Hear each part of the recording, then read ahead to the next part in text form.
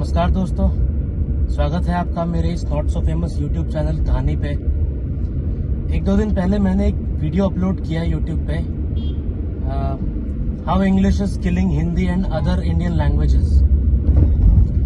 उस वीडियो में मैंने कुछ डेटा और फैक्ट्स रखे हैं कि किस तरह इंग्लिश सिर्फ हिंदी का ही नहीं बाकी सभी भारतीय भाषाओं का गला घोट रही है। लेकिन हमारे देश में ना एक और डिबेट है जो कि हिंदी के इर्द गिर्द बहुत घूमता है, और वो डिबेट है हिंदी वर्सेस सदर्न लैंग्वेजेस का। सदर्न स्टेट्स में एक इस तरह की अटकलें लगाई जाती हैं, कुछ भी सेंटर की तरफ से मूव होता है, चाहे बीजेपी की सरकार रही हो चाहे कांग्रेस की रही हो, आज़ादी के बाद से ही कुछ भी लैंग्वेज को लेके अगर इशू उठता है तो तुरंत सदर्न स्टेट्स में ये अटकलें लगाई जाती हैं कि हिंदी इम्पोजिशन किया जा रहा है हमारे स्टेट पे। हिंदी इम्पोजिशन किया जा रहा है या नहीं किया जा रहा, करना चाहिए कि नहीं करना चाहिए, और आम जनता की क्या राय है इसमें, हम आज इन चीज़ों के बारे में कुछ बात करना चाहेंगे। मैं आपके सामने ना 3 अलग अलग टाइप के लोगों का व्यू पॉइंट रखना चाहूँगा आज। मैं अपने ऑफिस में लोगों से इस बारे में बात करता रहता हूँ कई बार, तो आज आपके सामने 3 अलग अलग लोग जो कि अदरवाइज आज के टाइम पे पॉलिटिकल सिनेरियो है हमारे देश में, अदरवाइज आप इनको 3 अलग अलग स्ट्रीम्स ऑफ पॉलिटिकल स्पेक्ट्रम में काउंट करेंगे, लेकिन इस इशू को लेके इन तीनों की जो राय है ना वो काफी मिलती जुलती दिखी मुझे। ये 3 कौन है मैं आपको बता देता हूँ, मतलब नॉट एज इन ये 3 कौन लोग हैं ये तो नहीं बताऊंगा, आप लोग जानते हैं, मेरे नॉर्मल कोलीग्स हैं, कोवर्कर्स। ये 3 है बेसिकली। एक जिसको मैं कहूँगा, जिसको आज के टाइम पे जो आज का लेफ्ट लिबरल इंटेलिजेंशिया है वो प्रॉपर हिंदू राइट कहता है, अपर कास्ट हिंदू राइट, एक वो है। एक है सुन्नी मुस्लिम जो कि अपने धर्म को लेके काफी, अगर कट्टर नहीं कह सकते तो काफी विजिलेंट कह सकते हैं मेरे हिसाब से, अपने धर्म को लेके काफी सीरियस और काफी विजिलेंट है। और एक आप कह सकते हैं जो बिहार यूपी में एक ओबीसी पार्टियों का खेमा है, उनमें आते हैं। तो इन तीनों का ही व्यू पॉइंट अगर मैं आपको बताऊं तो तीनों ही इस फेवर में थे कि हिंदी को देश की राष्ट्रभाषा घोषित कर देना चाहिए। अभी मैं बताऊंगा इन तीनों के व्यू पॉइंट अलग अलग क्या क्या है, लेकिन मैं पहले ये बता दूं कि इन तीनों से जब मैंने बात की तो मतलब ऐसा एक मोनोलॉग क्रिएट करने की कोशिश नहीं की, एक डायलॉग या फिर डायलॉग से भी अच्छा एक डिबेट टाइप का मैंने इनसे किया, और मैंने इनके सामने क्वेश्चंस रेज किए कि अच्छा अगर आप ये कह रहे हैं तो किस बेस पे कह रहे हैं, मोरालिटी ऐसा कहती है, कॉन्स्टिट्यूशन ऐसा कहता है, फैक्ट्स ये कहते हैं। तो इस तरीके से मैंने इनसे संवाद किया। तो क्या बातें हुई मैं आपके सामने एक एक बात रखता हूं। सबसे पहले जो सबसे छोटा आर्ग्यूमेंट था उससे स्टार्ट करते हैं। सबसे पहले जिनसे मैंने बात की वो थे मेरे वो दोस्त जो कि अपने आप को पॉलिटिकली जो बिहार और यूपी में ओबीसी वाला खेमा है, यादवों वाला है टू बी प्रिसाइज, उस खेमे में पाते हैं, और जो बीजेपी और जो ये बोला जाता है कि संघ परिवार का जो एक मोटिव है हिंदुस्तान वाला, उसके धुर विरोधी हैं। लेकिन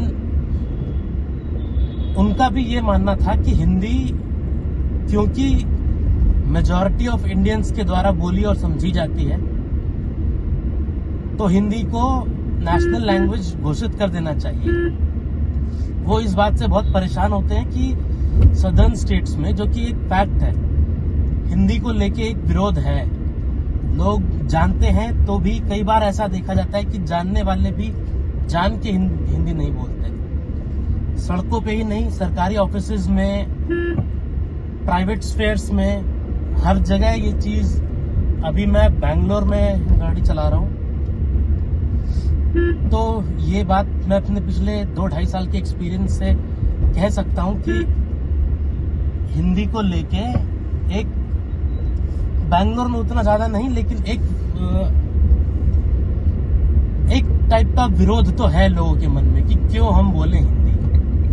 तो इस बात से मेरे ये जो दोस्त हैं ये परेशान रहते हैं कि क्या समस्या है हिंदी बोलने में। आज के टाइम पे मार्केट की लैंग्वेज बन चुकी है, ये ज़रूरत है लोगों के लिए। अगर बैंगलोर से सारे हिंदी बोलने वाले लोग चले जाएं तो यहाँ की इकोनॉमी में भी बहुत गहरा असर पड़ेगा, जो कि सच्चाई है। तो उनका ये सिंपल आर्ग्यूमेंट था, उनसे बहुत ज़्यादा बात नहीं हुई। उनसे मैंने क्या बात की है वो बहुत ही ट्रिवियल है, जब बहुत छोटा कन्वर्सेशन था, तो उसके बारे में मैं ज़्यादा नहीं बोलूँगा। अगला मैं बताता हूँ आपको कि जो मेरे मुस्लिम फ्रेंड हैं उनसे मैंने पूछा तो उनके आर्ग्यूमेंट्स क्या थे और मैंने क्या काउंटर करने की कोशिश की, और मेरे काउंटर पे उन्होंने क्या काउंटर दिया। उनसे ही मैंने पूछा ये कि क्या आप मानते हैं कि हिंदी को देश की राष्ट्रभाषा बना देनी चाहिए।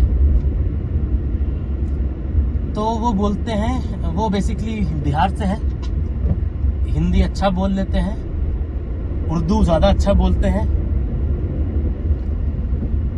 तो उन्होंने बोला कि बेशक हिंदी हमारे देश की राष्ट्रभाषा होनी चाहिए और हर किसी को एटलीस्ट एक स्पोकन हिंदी समझनी चाहिए और बोलना आना चाहिए।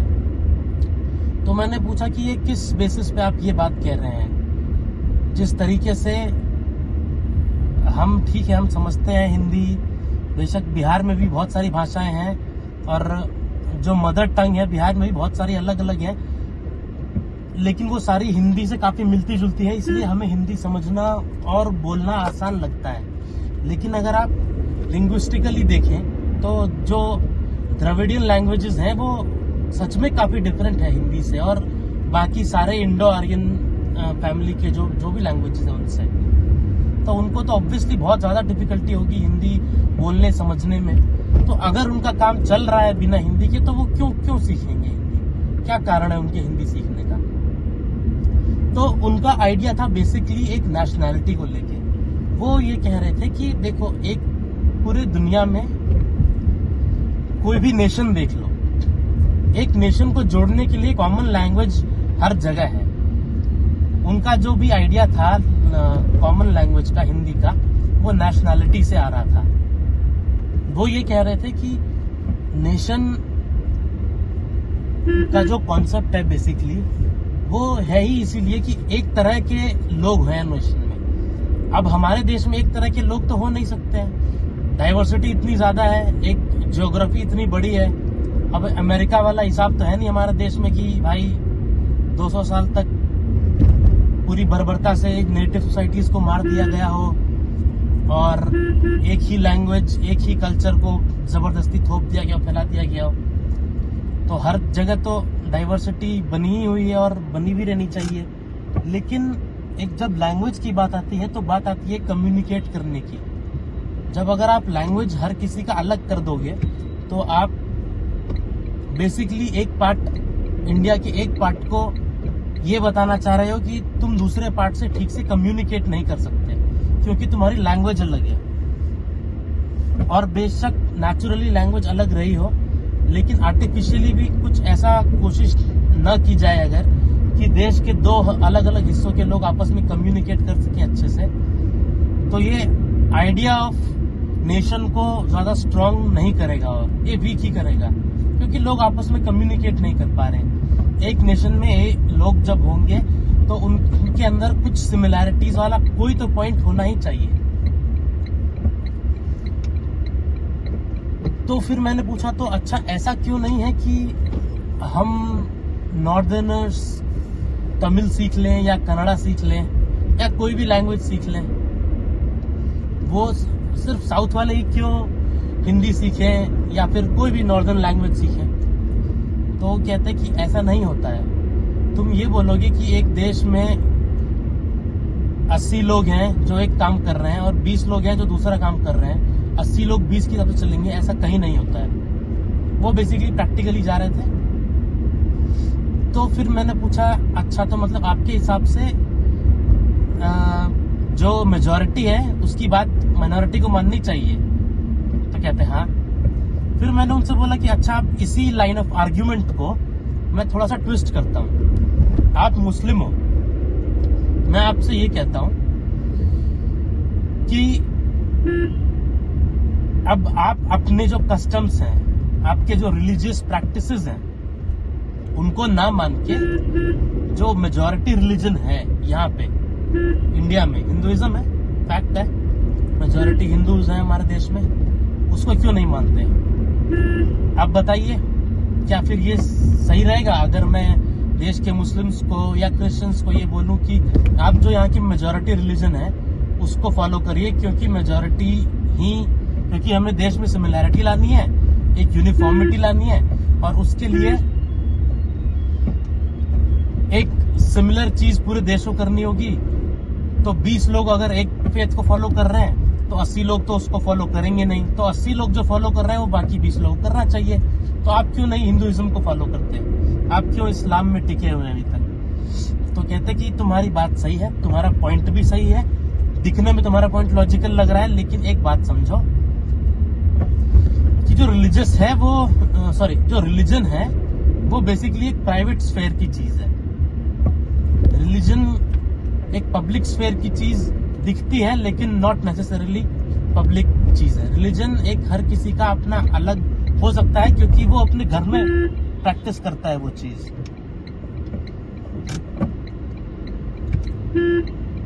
अब जो चीज घर में है, घर के अंदर है, दूसरों को उससे मतलब नहीं है। मैं कलमा पढ़ रहा हूँ, तुम गायत्री मंत्र पढ़ रहे हो, तुम घर में क्या पढ़ रहे हो उससे मुझे क्या, और मैं घर में अपने क्या कर रहा हूँ उससे तुम्हें क्या। लेकिन जब ये चीज पब्लिक में आ जाती है, पब्लिक स्फेयर में चीजें आ जाती हैं, तो हमारे देश में ये भी तो है ना कानून की रिलीजियस प्रैक्टिसेस जो है वो भी मोरालिटी के बेसिस पे उनको भी काउंटर किया जा सकता है कि कोई अगर प्रैक्टिस ऐसी है जो कि पब्लिक सेफ्टी या मोरालिटी के हिसाब से सही नहीं है तो उसको हटाया जा सकता है।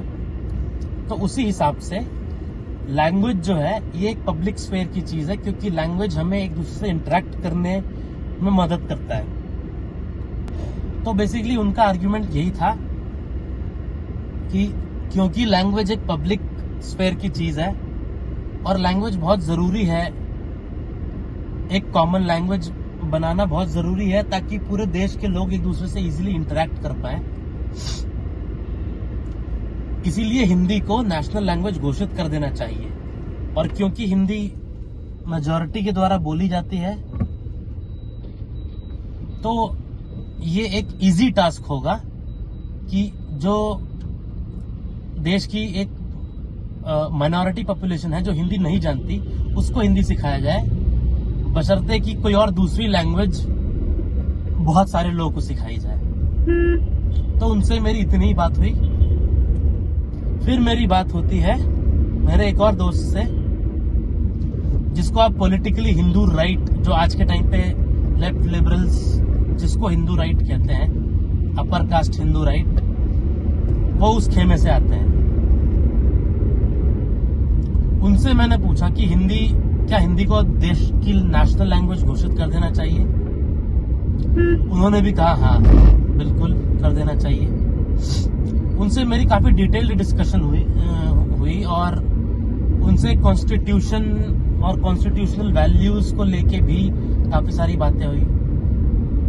हम लोग दोनों यूपीएससी की प्रिपरेशन कर रहे हैं तो हमें थोड़ा ज्यादा आइडिया भी है इन चीजों का कि कॉन्स्टिट्यूशन में इवोल्यूशन कैसे कैसे हुआ, किस तरीके से पहले हिंदी को नेशनल लैंग्वेज बनाने की कोशिश की गई और किस तरीके से लिंग्विस्ट स्टेट्स बने।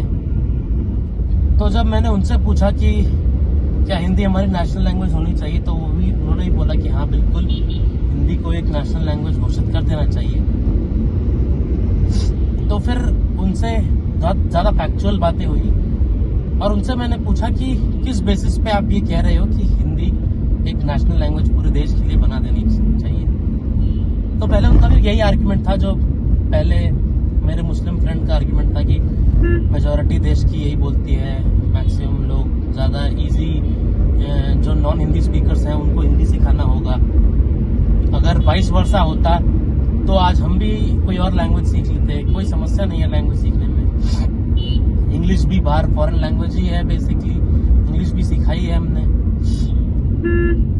लेकिन एक फॉरेन लैंग्वेज पूरे इंडिया पे इस तरह रूल करे और कोई इंडियन लैंग्वेज इतना वाइड स्प्रेड ना हो, ये तो गलत है।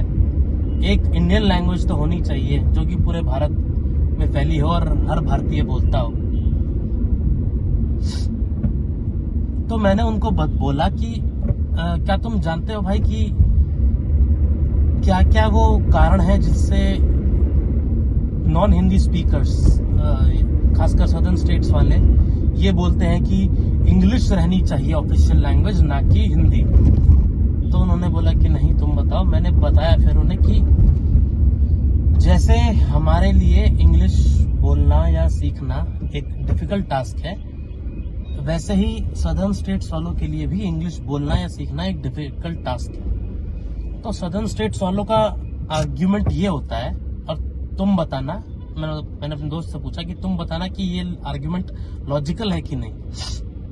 सदर्न स्टेट्स वाले ये कहते हैं कि अब आप जब भी कोई लैंग्वेज को ऑफिशियल लैंग्वेज घोषित करोगे तो आप उसके बेसिस पे नौकरियां लोगे, उसके बेसिस पे लोगों की भर्ती होगी, उसके बेसिस पे देश में डिसीजंस लिए जाएंगे, कम्युनिकेशन होगा। तो अगर हिंदी को बना दिया जाएगा नेशनल लैंग्वेज, तो जो नॉन हिंदी स्पीकर्स हैं खासकर सदर्न स्टेट्स वाले, उनको हिंदी सीखने में बहुत परेशानी होगी, उनको काफी ज्यादा मेहनत करनी पड़ेगी। और हिंदी स्पीकर्स वाले क्योंकि वो बचपन से ही हिंदी बोल रहे हैं, जानते हैं हिंदी, तो उनके लिए तो ज्यादा मेहनत की बात होगी नहीं, वो तो इजीली वो चीज कर देंगे।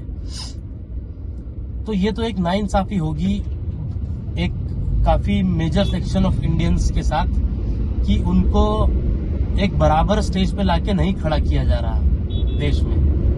उनको एक डिसएडवांटेज पहले ही दे दिया जा रहा है लैंग्वेज के बेसिस पे, और इस डिसएडवांटेज का इफेक्ट ये होगा कि जो भी बड़ी बड़ी पोजीशंस हैं उनपे हमेशा मेजॉरिटी हिंदी स्पीकिंग स्टेट्स वालों की ही रहेगी। कम से कम इंग्लिश में ये तो है कि जितनी मेहनत एक सदर्न स्टेट वाले को करनी पड़ती है उतनी ही मेहनत नॉर्दर्न स्टेट्स वाले को करनी पड़ती है।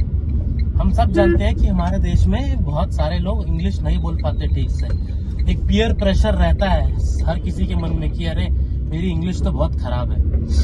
और हम नॉर्थ वालों को ऐसा लगता है कई बार कि ये पीयर प्रेशर और ये फियर ऑफ इंग्लिश सिर्फ नॉर्दर्नर्स को ही है। हरियाणा वाले को लगता है कि वो बहुत खराब हिंदी बोलता है, अंग्रेजी बोलता है। बिहार वाले की तो खिल्ली उड़ाई ही जाती है, पंजाबियों की भी उड़ाई जाती है, हर किसी की उड़ाई जाती है क्योंकि हम अंग्रेजी अच्छी नहीं बोल पाते। लेकिन हमें ये लगता है कि साउथ वाले बहुत अच्छी अंग्रेजी बोल लेते होंगे, मतलब एटलीस्ट जो बहुत ज्यादा इन टच नहीं है किसी सदर्न स्टेट वाले के, तो उसको ऐसा लगता ही है। लेकिन जब आप बैंगलोर आएंगे या फिर किसी भी दूसरे सदर्न स्टेट में रहेंगे कुछ दिन, तो आपको पता लगेगा कि इनकी भी इंग्लिश चौपट है भाई। इंग्लिश पूरे देश की चौपट है, सबकी अंग्रेजी चौपट है। इसका सबसे बड़ा रीजन ये है कि ये हमारी लैंग्वेज है ही नहीं, ये बहुत ज्यादा डिफरेंट है हमारी लैंग्वेज से।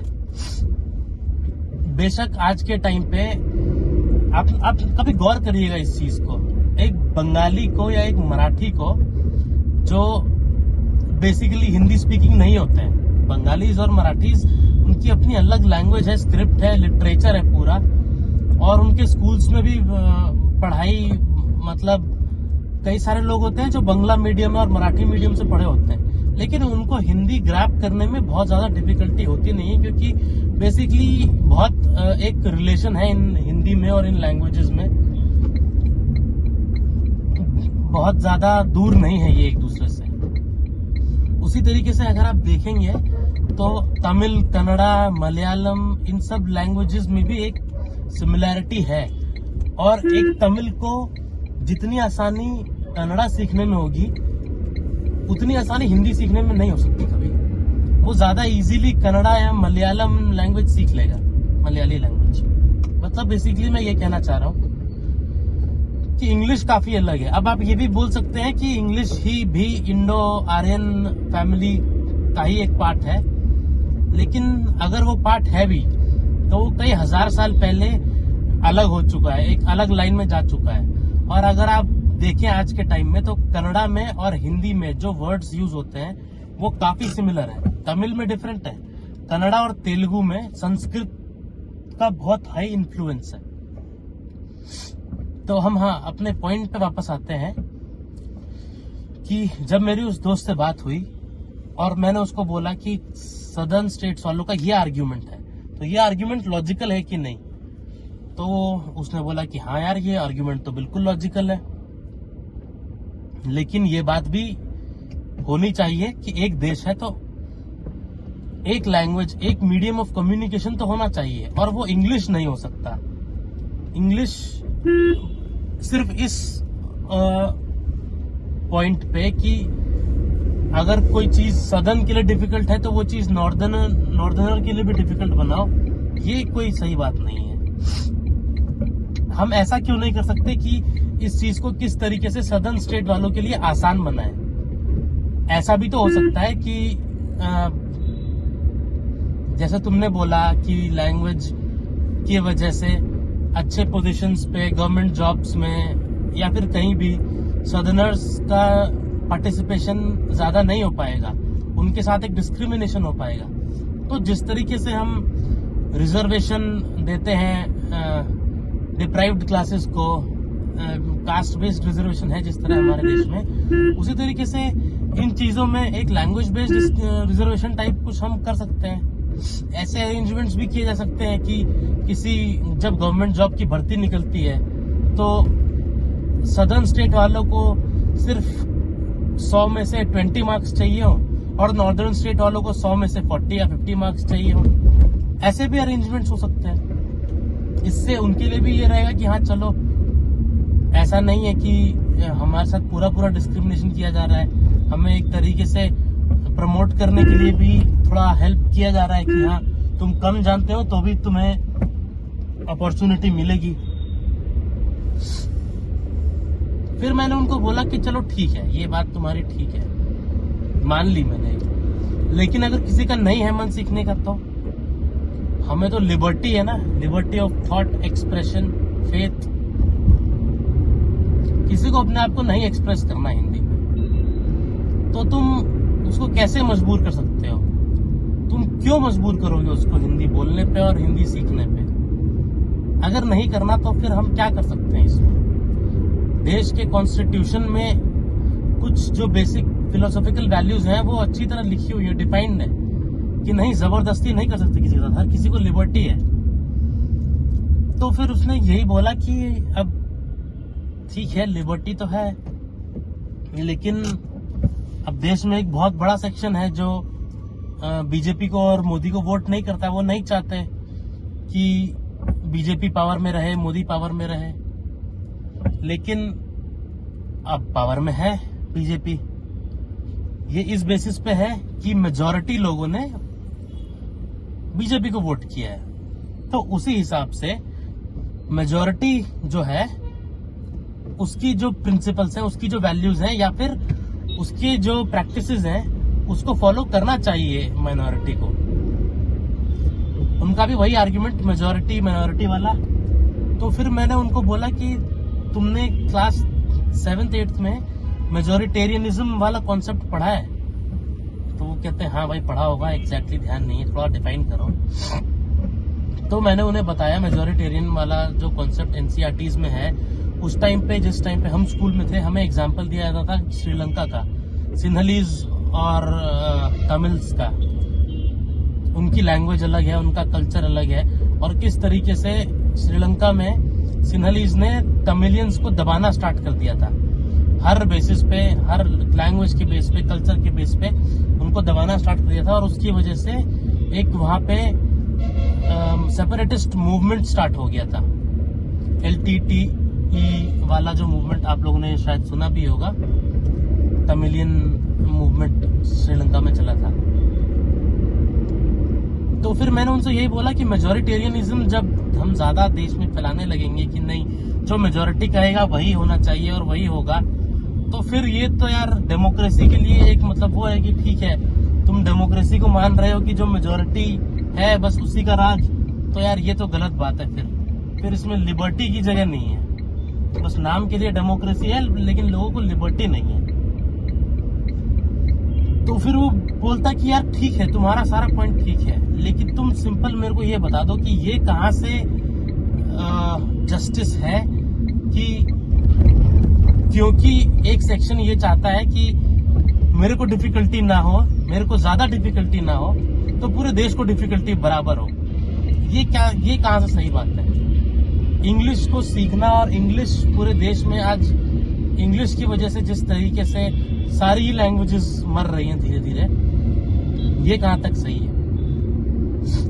तो फिर उनसे मैंने कहा कि यार पता है अब इसका एक सोल्यूशन मेरे मन में है। ये सोल्यूशन पता नहीं कितना फिजिबल है कितना नहीं, पर ये शायद सोल्यूशन हो सकता है, शायद नहीं भी हो सकता, बहुत सारे इसमें भी प्रॉब्लम्स हो सकते हैं। पर मैंने उनके सामने एक सोल्यूशन रखा। मैंने बोला कि जिस तरह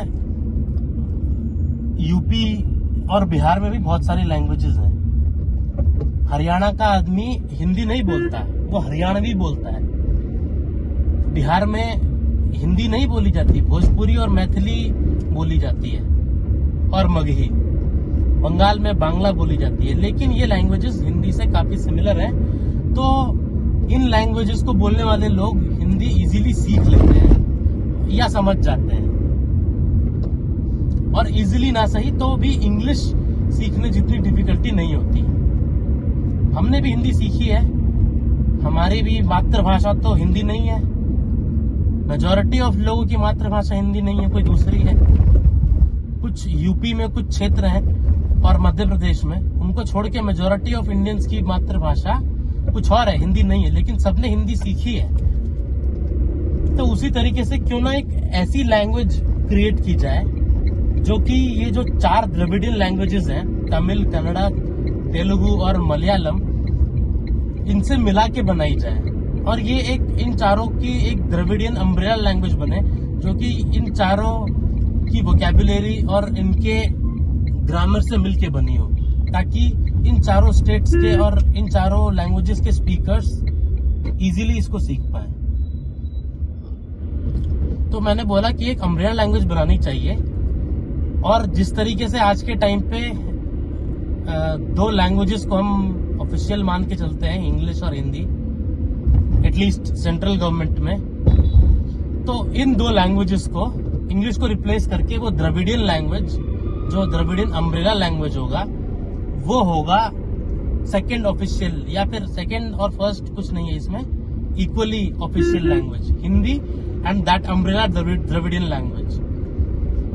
इसको हम ऑफिशियल लैंग्वेज बना सकते हैं और हम ये मैंडेटरी कर दें हर हिंदी स्पीकिंग या हर नॉर्दर्नर के लिए कि भाई तुम्हें भी ये लैंग्वेज आना चाहिए। एटलीस्ट ऑफिशियल कामों में हम इस लैंग्वेज का यूज करें, और पूरे हर भारत के हर इंसान को ये दोनों लैंग्वेजेस एटलीस्ट बिल्कुल बेसिक लिखना और पढ़ना और बोलना आना चाहिए।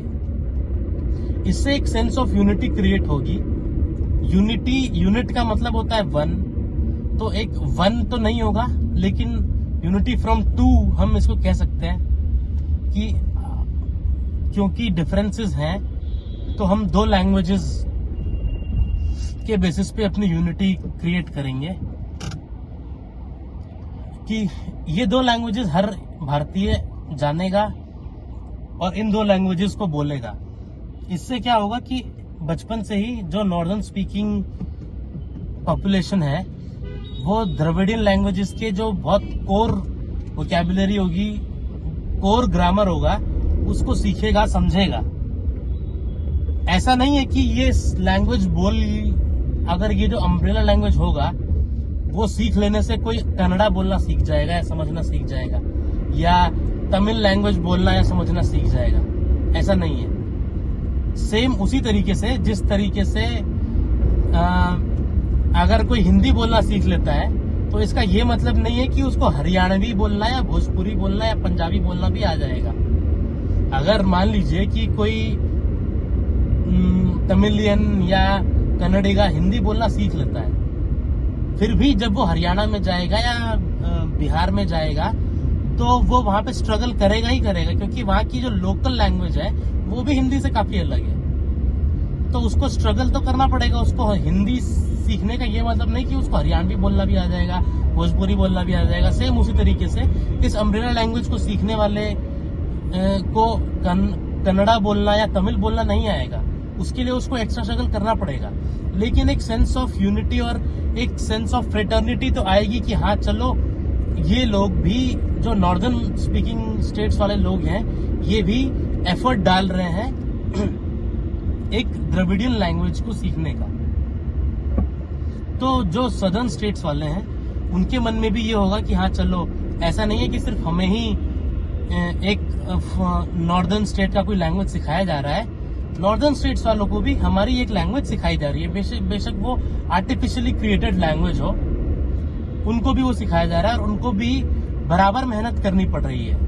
हर गवर्नमेंट जॉब के लिए ये मैंडेटरी हो जाए कि जिस तरीके से सदर्न स्टेट वालों को हिंदी का एग्जाम देना पड़ेगा, उस तरीके से नॉर्दर्न स्टेट्स वालों को उस अम्ब्रेला द्रविडियन लैंग्वेज का एग्जाम देना पड़ेगा। तो ये मेरा आर्ग्यूमेंट था। इस पे मेरा दोस्त कहता कि हाँ ये एक पॉसिबल सोल्यूशन है। अब वैसे इस सोल्यूशन के साथ भी बहुत प्रॉब्लम्स हैं जो कि मैं सोच पा रहा हूँ अभी, पहले भी, और शायद और भी होंगी। तो आप लोग बताइएगा कि आपको ये आर्ग्यूमेंट्स कैसे लगे और इनमें सबसे बेस्ट आर्ग्यूमेंट किसका लगा, और जो भी आपको लगे कि हाँ और पॉसिबल सॉल्यूशंस क्या है आपके हिसाब से, बताइएगा कमेंट बॉक्स में। And thanks a lot. मैं बस ऑफिस पहुंचने ही वाला हूँ। अगर ये वीडियो बनाने का स्टाइल आपको पसंद आया हो और अगर ये वीडियो चलेगी, क्योंकि पिछली वीडियो मेरी बिल्कुल नहीं चली, तो देखते हैं अगर ये चलेगा तो फिर कंटिन्यू करेंगे इसी तरीके से गाड़ी चलाते हुए वीडियो बनाने का। ठीक है, फिर मिलते हैं अगले वीडियो में। जय हिंद।